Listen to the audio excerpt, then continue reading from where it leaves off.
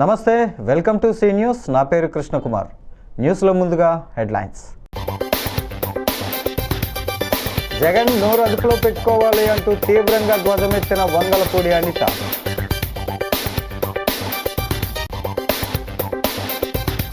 వైకాపా ప్రభుత్వానికి విధ్వంసం, మాది నిర్మాణం. 4వ డివిజన్లో ఎమ్మెల్యే ఆదిరెడ్డి శ్రీనివాస్.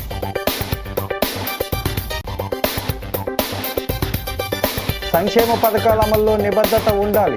జిల్లా ప్రధాన న్యాయమూర్తి గంధం సునీత వ్యాఖ్యలు. సంక్షేమ బోర్డును వెంటనే పునరుద్ధరించాలి. భవన నిర్మాణ కార్మిక సంఘాల సమైక్య ధర్నా.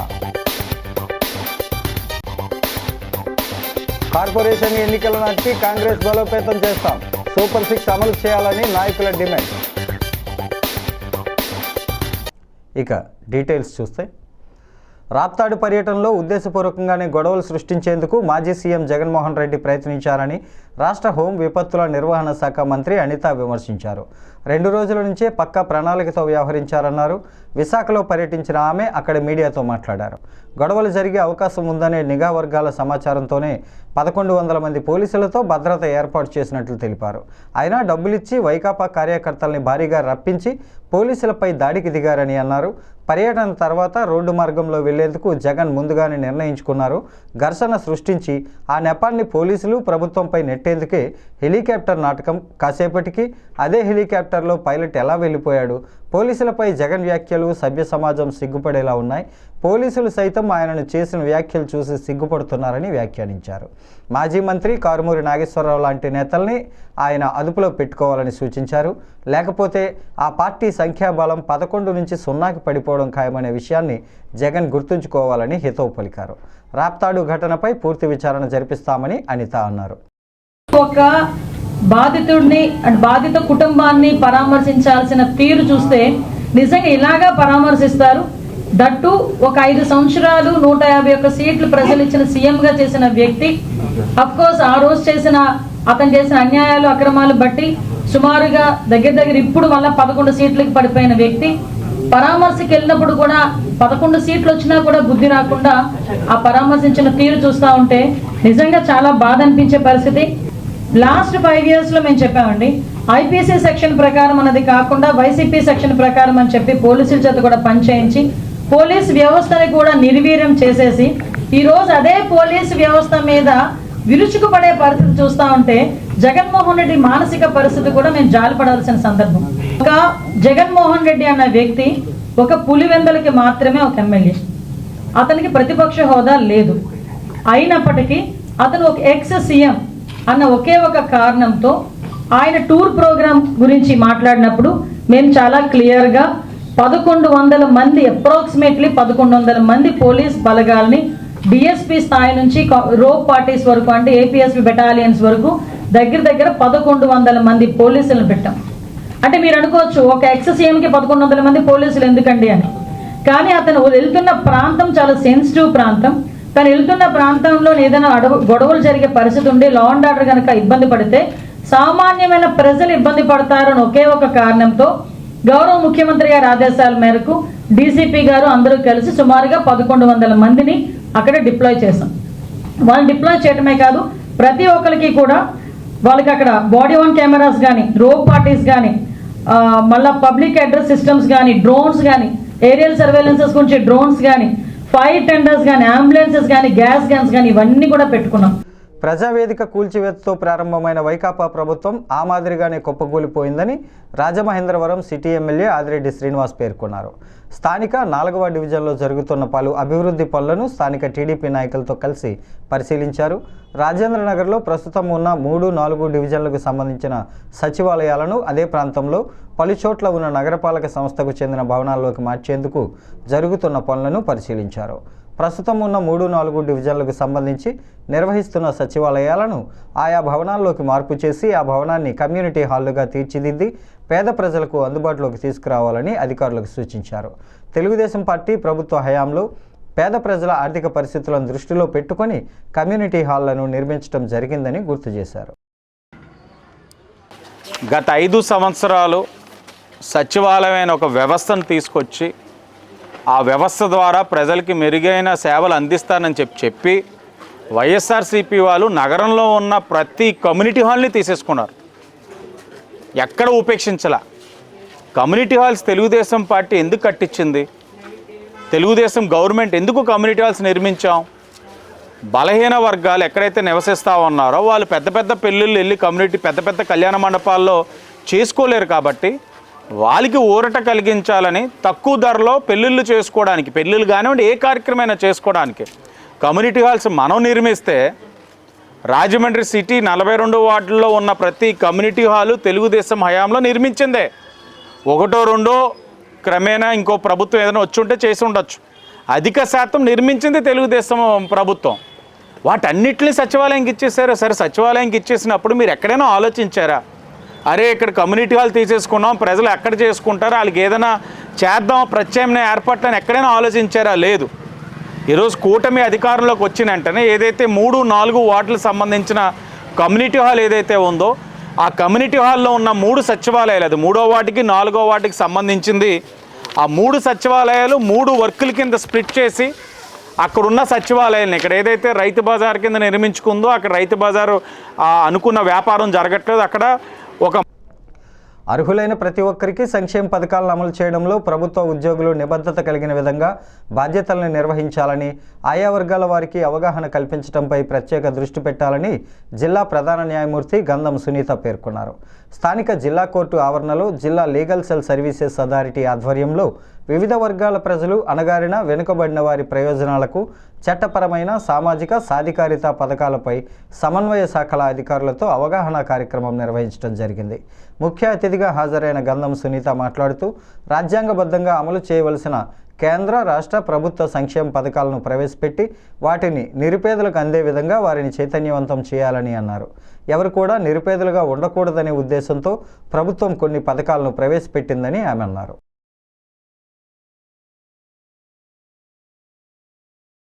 డిఫరెంట్ డిపార్ట్మెంట్స్ నుండి వచ్చిన అఫీషియల్స్కి, అంగన్వాడీ వర్కర్స్ అందరికీ కూడా వెరీ గుడ్ మార్నింగ్. ఇప్పుడు మనకి రాజ్యాంగం ప్రకారం సోషల్ వెల్ఫేర్ స్కీమ్స్ అనేది state government, central government introduce చేసి వాళ్ళని ఎంకరేజ్ చేసే ఉద్దేశంతో, అలాగే బిలో పవర్టీ లైన్లో ఎక్కువ మంది ఉండకుండా ఉండాలి, వాళ్ళ ఫెసిలిటీస్ అన్నీ కనిపెట్టుకోవాలనే ఉద్దేశంతో కొన్ని స్కీమ్స్ని ఇంట్రడ్యూస్ చేయడం జరిగింది. అది మనకి రాజ్యాంగం అంటే మన భారత రాజ్యాంగంలో ఉన్న ఒక అధికరణం ప్రకారం ఈ welfare of the citizens is the responsibility of state and centre అనేది నిర్ణయించబడింది. దానిలో భాగంగానే ఈ స్కీమ్స్ని ఇంట్రడ్యూస్ చేశారు. ఇప్పుడు మన సెంట్రల్ గవర్నమెంట్లో కూడా దాదాపుగా 7 విభాగాల్లో అంటే scheduled caste and tribes, backward classes, children, women, senior citizens, persons with disabilities అంటే అంగవైకల్యం ఉన్న వాళ్ళకి కానీ, బిలో పవర్టీ లైన్లో ఉన్న వాళ్ళకి కానీ అందరికీ కూడా డిఫరెంట్ కేటగిరీస్ 7 కేటగిరీస్ కింద విభజించి ఒక్కొక్క కేటగిరీలో for example scheduled caste and tribes వాళ్ళకి 5 రకాలైన స్కీమ్స్, పిల్లలకి కూడా ఒక 5 రకాలైన స్కీమ్స్, డిజేబుల్డ్ పర్సన్స్కి కొన్ని స్కీమ్స్, విమెన్కి ప్రత్యేకంగా కొన్ని రకాలైన స్కీమ్స్ని ఇంట్రడ్యూస్ చేసి దాన్ని ఇంప్లిమెంట్ చేసి దాని యొక్క బెనిఫిట్స్ కానీ ఫ్రూట్స్ కానీ ఎవరైతే అర్హులు ఉంటారో వాళ్ళందరూ తీసుకోవాలనే ఉద్దేశంతోనే ఈ స్కీమ్. భవన నిర్మాణ కార్మికులకు కార్మిక శాఖ ద్వారా జారీ చేసిన కార్డు ఉండి మోసపోతున్నారని, ప్రభుత్వం నుంచి బెనిఫిట్స్ వస్తాయని బ్యాంకు ద్వారా చలానా కట్టించుకుంటున్నారని, ఆ సొమ్ము ఎక్కడికి వెళ్తోందో చెప్పాలని సమైక్య అధ్యక్షుడు బొజ్జా రామకృష్ణ డిమాండ్ చేశారు. భవన నిర్మాణ కార్మికుల సమస్యలు పరిష్కరించాలని డిమాండ్ చేస్తూ భవన నిర్మాణ కార్మిక సంఘాల సమైక్య ఆధ్వర్యంలో స్థానిక గోకవరం బస్టాండ్ వద్దనున్న రాజ్యాంగ నిర్మాత డాక్టర్ బిఆర్ అంబేద్కర్ విగ్రహం వద్ద గురువారం ధర్నా నిర్వహించారు. ఈ సందర్భంగా బొజ్జా రామకృష్ణ మాట్లాడుతూ భవన నిర్మాణ కార్మికులు పడుతున్న ఇబ్బందులు, వేదన, ఆవేదన, కన్నీటి బాధలు, కార్మికులపై ప్రభుత్వం అవలంబిస్తున్న మొండి వైఖరికి నిరసనగా భారీ ఎత్తున ధర్నా నిర్వహించామన్నారు. బీఓసీ కార్డుకి 110 రూపాయలు కట్టించుకుంటున్నా కానీ ప్రభుత్వం అసంఘటిత కార్మికుడిగా ముద్ర వేసి తద్వారా రాష్ట్ర ప్రభుత్వం నుంచి బెనిఫిట్స్ వస్తాయని, కార్మికుడి దగ్గర నుంచి బ్యాంకు ద్వారా చలానా కట్టించుకుంటున్నారని, ఆ సొమ్ము ఎక్కడికి వెళ్తోందని నిలదీశారు. కూటమి ప్రభుత్వం ఎన్నికల మేనిఫెస్టోలో ఇచ్చిన హామీలను వెంటనే నెరవేర్చేందుకు ప్రయత్నించాలని డిమాండ్ చేశారు.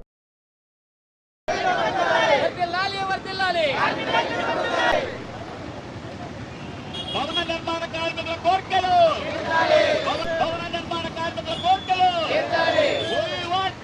ఈ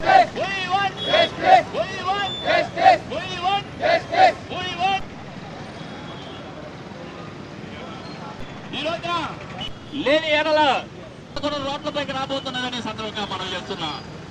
అలాగే కార్డు ఇచ్చారు. ఇది ఎందుకు ఇచ్చారని కార్డు? ఇది మోకరించుకుంటున్నారు మీరు. ప్రతి కార్మికుడి దగ్గర కొన్ని వేల రూపాయలు, కోట్ల రూపాయలు వెళ్తూనే మనస్ఫూర్తిగా తెలియజేసుకుంటూ సెలవు తీసుకున్నాం.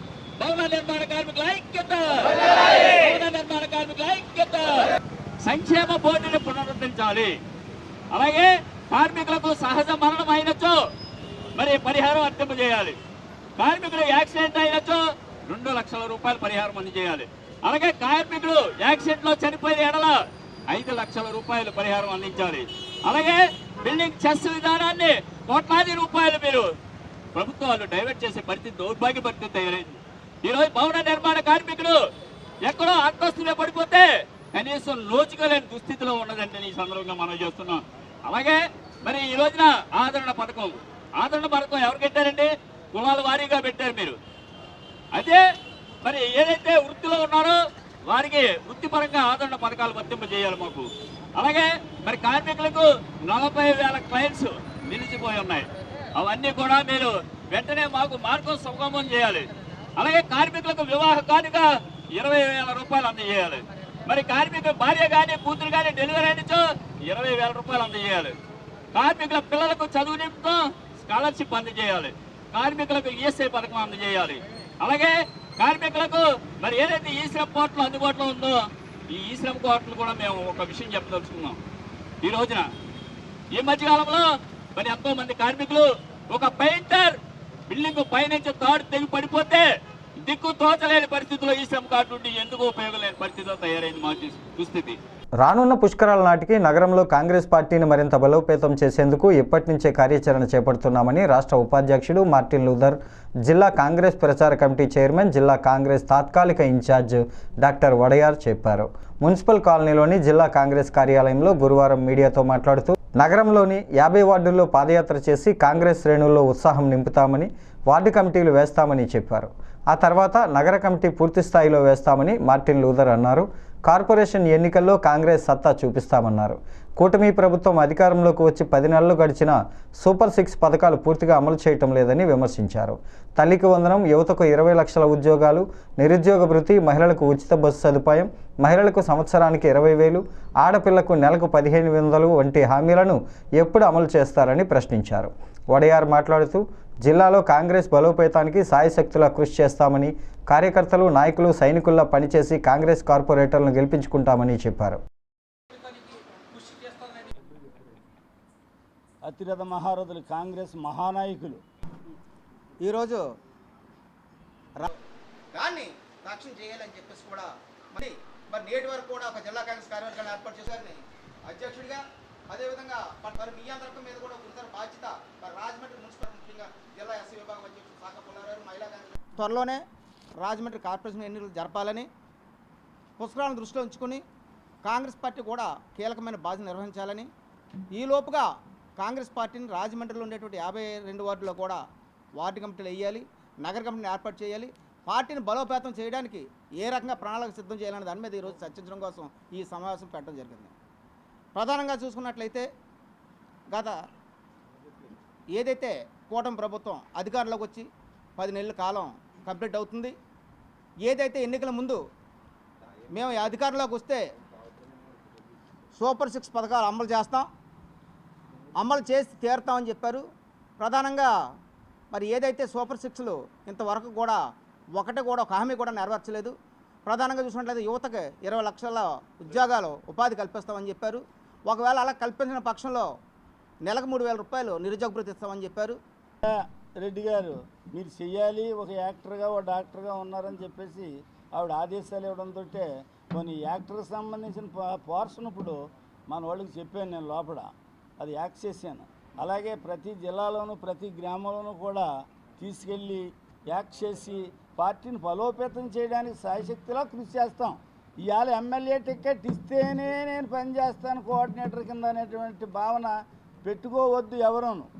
ఆ సమయానికి అనుకూలం బట్టి వ్యక్తిని బట్టి ఇవ్వడం జరుగుతుంది రేపు పొద్దుట పార్టీలోను. ఇవాళ రోజున ఇక్కడ టీకే విశ్వేశ్వరరెడ్డి జిల్లా అధ్యక్షుడిగా ఉండి మరి ప్రతిరోజు నిత్యం పోరాడుతున్నాడు. పార్టీ జాతీయ ఉద్యమంలో పాల్గొని ఎంతోమంది నాయకులు రాజమండ్రి నుంచి రాజమండ్రి గౌరవాన్ని కాపాడారు. అదే స్థానంలో ఇప్పుడు టీకే విశ్వేశ్వరరెడ్డి గారు, మార్టిన్ రూదర్ గారు, అబ్దుల్లా షరీఫ్ గారు, దాత గారు అందరూ కూడా చేస్తున్నారు. కాంగ్రెస్ పార్టీ అంటే నవ్వులు వేట కింద కాకుండా ఈ దేశానికి మాట్లాడే హక్కు కల్పించిన పార్టీ భారతదేశంలో కాంగ్రెస్ పార్టీ. కాంగ్రెస్ పార్టీ స్వతంత్రం రాకముందు 30 కోట్ల మంది జనాభా ఉండేవారు, ఆకలి సావులు ఉండేవండి. ఇలా 140 కోట్ల జనాభా ఉండి మన ఫుడ్ ఐటమ్స్ ఇతర కంట్రీలకు పంపించే కెపాసిటీలోకి కాంగ్రెస్ పార్టీ తీసుకొచ్చింది. కూటమి ప్రభుత్వంలో వైసీపీ కార్యకర్తలపై జరుగుతున్న దాడులను అందరం కలిసి ఐక్యంగా ఎదుర్కొందామని తూర్పుగోదావరి జిల్లా వైఎస్ఆర్ కాంగ్రెస్ పార్టీ అధ్యక్షుడు మాజీ మంత్రి చెల్లిబోయిన శ్రీనివాస వేణుగోపాలకృష్ణ పేర్కొన్నారు. అనపర్తి నియోజకవర్గం పెదపూడి మండలం చింతపల్లి గ్రామం కొల్లు పెదకాపు ఇంటి వద్ద మాజీ ఎమ్మెల్యే సత్య సూర్యనారాయణ రెడ్డి ఆధ్వర్యంలో మార్కెట్ కమిటీ మాజీ అధ్యక్షులు అద్దంకి ముక్తేశ్వరరావు అధ్యక్షతన నిర్వహించిన కార్యకర్తల ఆత్మీయ సమావేశంలో మాజీ మంత్రి వేణు, వైఎస్ఆర్ కాంగ్రెస్ పార్టీ యువజన విభాగం రాష్ట్ర అధ్యక్షుడు మాజీ శాసనసభ్యుడు జక్కంపూడి రాజా, రాజమహేంద్రవరం పార్లమెంటరీ నియోజకవర్గ ఇన్ఛార్జ్ డాక్టర్ గూడూరు శ్రీనివాస్, అనపర్తి వ్యవసాయ market committee chairman Sabbella Krishna Reddy తదితరులు కలిసి పెదపూడి మండల కార్యకర్తలతో ఆత్మీయ సమావేశంలో పాల్గొన్నారు.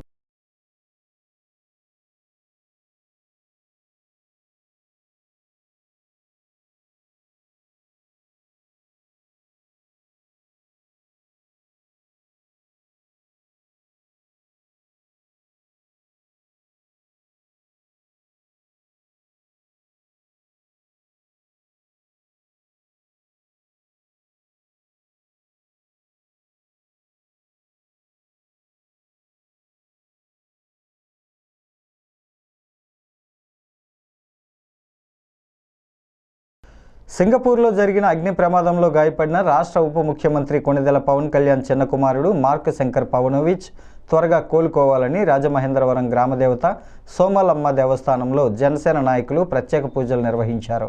రాజమహేంద్రవరం జనసేన పార్టీ అధ్యక్షుడు వై శ్రీనివాస్, జిల్లా కార్యదర్శులు జామి సత్యనారాయణ, తేజమూర్తుల నరసింహమూర్తి, నగర ఉపాధ్యక్షుడు దాసరి గురునాథరావు, సుబ్బా రాజేష్ కన్నా, నగర ప్రధాన కార్యదర్శులు షేక్ బాషా, లిమ్రా, అల్లంకి నాగేశ్వరరావు, కార్యదర్శులు కప్పల సూర్యప్రకాశరావు, పాలిక సతీష్, వేణు చౌదరి తదితరులు అమ్మవారిని దర్శించుకొని పూజలు నిర్వహించారు. మార్క్ శంకర్ త్వరగా కోలుకొని సంపూర్ణ ఆరోగ్యంతో ఆసుపత్రి నుంచి తిరిగి రావాలని ఆకాంక్షించారు. ఆంజనేయులు, సోము, సురేష్, నాగేంద్ర, సిరినాయుడు, కెల్లా, జయలక్ష్మి, ఆసూరి సుధాకర్, ప్రచార కార్యదర్శి పివి సత్యనారాయణ, జన సైనికులు, వీర మహిళలు పాల్గొన్నారు.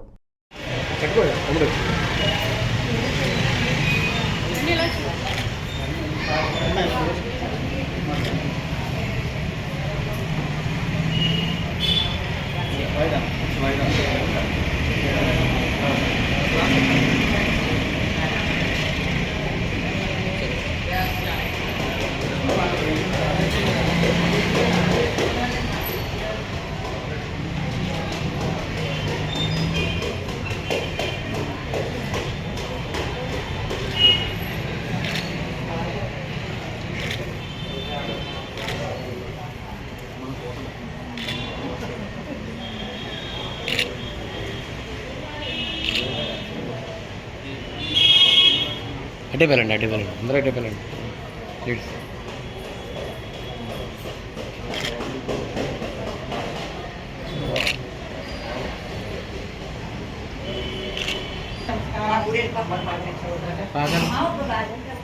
ద్రాక్షారామం, జొన్నాడ, అలమూరు శైవ క్షేత్రాల్లో ఉమా అనే అమ్మవారి పేరును తొలగించడాన్ని నిరసిస్తూ రాజమహేంద్రవరం వీరభద్రపురంలోని తన నివాసంలో ద్విభాష్యం శ్రీనివాసరావు అనే రిటైర్డ్ హెచ్ఎం గురువారం నుంచి ఆమరణ నిరాహార దీక్ష ప్రారంభించారు. ఈ సందర్భంగా ఆయన మీడియాతో మాట్లాడుతూ గత 4 సంవత్సరాలు పలు విధాలుగా ఉమా అమ్మవారి పేరు తొలగించడాన్ని నిరసిస్తూ ఆందోళన చేపట్టానని, దేవాదాయ శాఖ అధికారులే స్వయంగా ఆ పేరు రద్దు చేస్తూ ఉత్తర్వులు జారీ చేయడం దారుణమని ఆయన మండిపడ్డారు. దీనిపై సీఎంతో పాటు డిప్యూటీ సీఎం ఫిర్యాదు చేయడం జరిగిందన్నారు. డిప్యూటీ సీఎం కార్యాలయం ద్వారా పోలీసులకు తన ఆందోళనకు సంబంధించిన సమాచారం అందిందని తెలిపారు. తన ప్రాణం పోయినా పర్వాలేదని, ద్రాక్షారామం, జొన్నాడ, అలమూరు ఆలయాల్లో జరుగుతున్న అపచారాన్ని అరికట్టి సనాతన ధర్మాన్ని కాపాడేందుకు ప్రయత్నిస్తానని ఆయన అన్నారు. మహాపండితులు వచ్చి సాక్ష్యం చెప్పారని ఆవిడ ఏ గృహం శాంతి లేదు. ఇక్కడే కదా, మీ భారతదేశం అంతా కాదు, ప్రపంచంలో లేదు. ఇది ఉందండి స్థితప్రజ్ఞ. చెప్పండి, అలా పర్లేదు. ఇదిగోనండి, ఉమా శబ్దం యొక్క అర్థం విశ్వవ్యాపిని దేవి. ఈ విశ్వం కలిస్తే వ్యోమ అవుతుందండి. ఏ మతం చెప్పినా ఒక్కడే దైవం. కాబట్టి అద్వైత క్షేత్రాలండి మండపాలు అవి పెట్టేసి ఇప్పుడు ఈశ్వరుడు కంటే శనీశ్వరుడు భయపడుతున్నారండి జనాలు. అక్కడ నూనె అభిషేకాలు ఇవి చేసి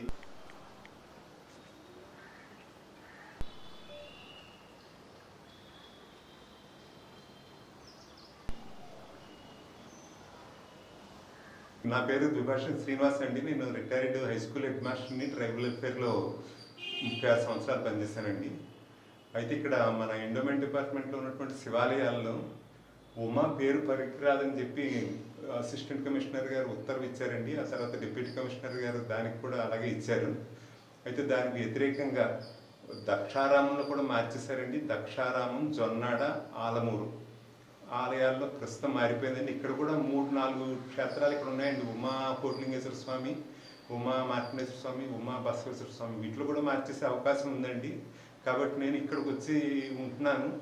ఇక్కడ ముందుగా అందరికీ తెలియజేద్దామని ఉద్దేశం ఇలా చేస్తూ నిరాహార దీక్ష చేసి సనాతన ధర్మాన్ని కాపాడడం కోసం ఉమా విశ్వవ్యాపిని దేవి అని అర్థం అనమాట అండి అని హిందీలో ఉంది. వినోబా భావే గారు రాశారు.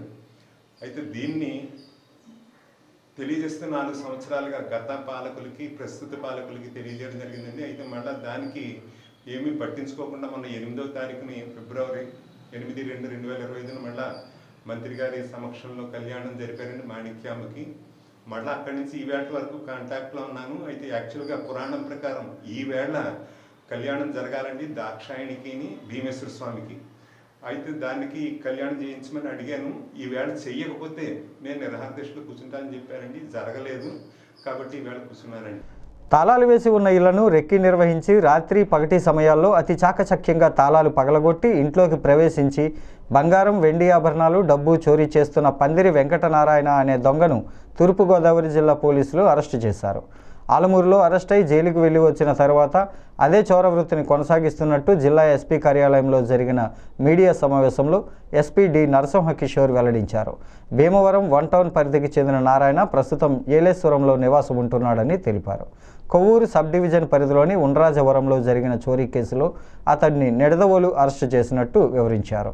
మొత్తం 12 కేసుల్లో అతడు చోరీ చేసిన 50 లక్షల విలువైన 630 గ్రాముల బంగారం, 3,60,000 విలువైన 4 కేజీల వెండి, ₹1,00,000 నగదు, ఒక టీవీ, మోటార్ సైకిల్ స్వాధీనం చేసుకున్నట్లు తెలిపారు.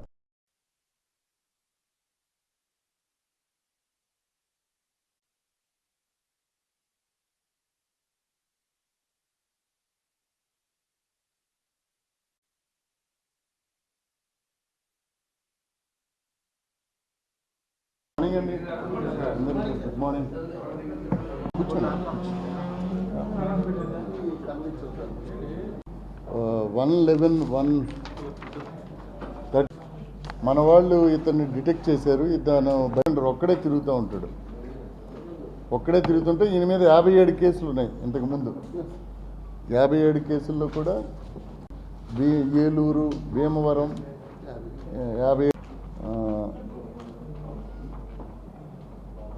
ఇదే ఏరియా ఆపరేషన్ సో చేశాడు. కాబట్టి we'll take action against this fellow. ఇది వీళ్ళకి రివార్డ్ ఏం పెట్టినారు బాబు ఉన్నాడు. ఇతను సుమారు ఒక 12 కేసులు చేశాడు. పేరు పందిరి వెంకటనారాయణ. ఈయనకి షీట్కి ఉంది.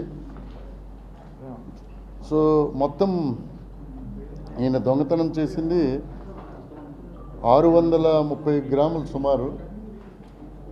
మన దగ్గర ఒక 2 గ్రేవ్స్ చేశాడు. నిడదవోలు సర్కిల్లో ఒక 2 గ్రేవ్స్ చేశాడు. Grave crime.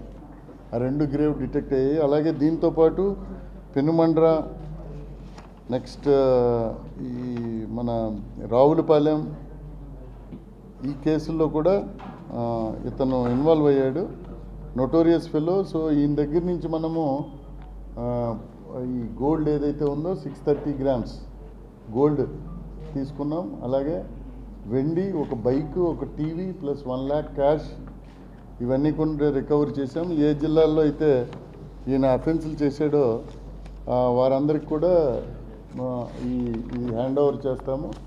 చేసి ఇతన్ని మనము రిమాండ్ చేస్తాము. ఇతని మీద మేబీ పీడీ యాక్ట్ కూడా పెట్టగలిగితే పెట్టించేస్తాం ఇతని మీద. సో పెట్టి ఈయన మీద యాక్షన్ తీసుకుంటాం సీరియస్గా. So this is what the important case. వీళ్ళంతా కూడా గుడ్ వర్క్ చేశారు. ఏమండి, ఈయన భీమవరం అండి, భీమవరం ఈయన. కానీ ఈయన బ్యాగబాండ్ లాగా తిరుగుతుంటాడు. రాజమహేంద్రవరం రూరల్ పిడిరగొయ్యి గ్రామంలో rural MLA TDP polit bureau సభ్యుడు గోరంట్ల బుచ్చయ్య చౌదరి గురువారం నాడు పర్యటించారు. పలు అభివృద్ధి కార్యక్రమాలకు శ్రీకారం చుట్టడంతో పాటు పూర్తయిన వాటిని ప్రారంభించారు. పిడిరగొయ్యి గ్రామంలో wellness centre, Jal Jeevan water tanks ప్రారంభించిన అనంతరం ఉపాధి హామీ పథకంలో మంజూరైన పశువుల తొట్టెల నిర్మాణానికి శంకుస్థాపన చేశారు. ఈ కార్యక్రమంలో జిల్లా టీడీపీ అధ్యక్షుడు మార్ని వాసుదేవ్, గ్రామ కమిటీ అధ్యక్షుడు మట్టా శ్రీను, బొప్పాన శ్రీను, కందిరెల్లి సత్యబాబు, కోరాడ వెంకటేష్, మండల ప్రజా పరిషత్ అధికారి D Srinivas, JE Sampath Kumar, MGNREGS MPO Anjibabu, field అసిస్టెంట్లు చంద్రశేఖర్ తదితరులు పాల్గొన్నారు. ముఖ్యమంత్రి చంద్రబాబు నాయుడు, ఉప ముఖ్యమంత్రి పవన్ కళ్యాణ్ నాయకత్వంలో రాష్ట్రం ప్రగతి పదంలో నడుస్తోందని ఆయన అన్నారు.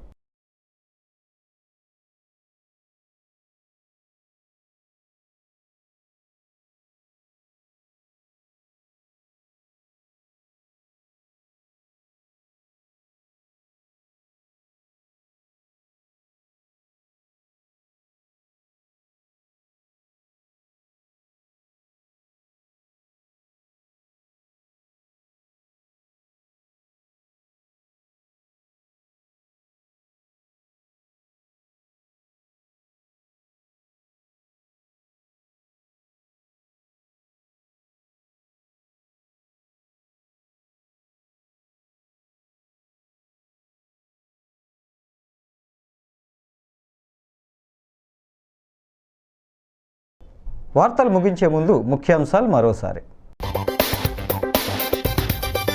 జగన్ నోరు అదుపులో పెట్టుకోవాలి అంటూ తీవ్రంగా ధ్వజమెత్తిన వంగలపూడి అనిత.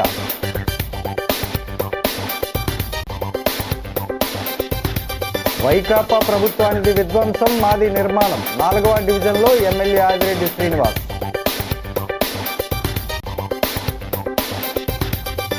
సంక్షేమ పథకాల అమల్లో నిబద్ధత ఉండాలి.